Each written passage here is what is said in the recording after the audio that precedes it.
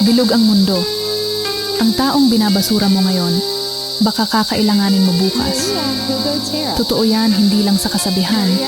Yung taong minamaliit mo, ini-ignore mo, o tinatapon mo ngayon, pwedeng siya rin ang maging mahalaga sa'yo balang araw. Hindi natin hawak ang takbo ng panahon.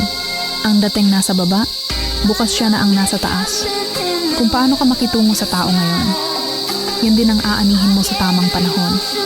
Hindi man agad, pero siguradong darating. Ang respeto, kabutihan at malasakit, hindi nasasayang.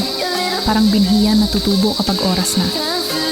Sa huli, ang reputasyon mo bilang tao ang mananatili, hindi ang yaman, hindi ang status.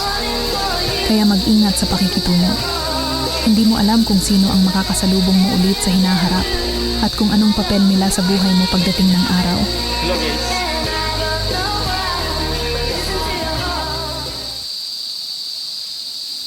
Ito, din ka, tatawag tayo dito. Dito, pinipwestahan din to. Pag walang wala na. Yan, ito.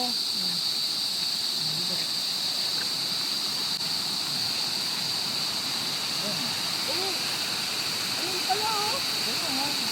Ano nga tayo? Diyan na lang. Medyo malalim pa oh. Hindi maganda dito. Hmm? Mas okay dito.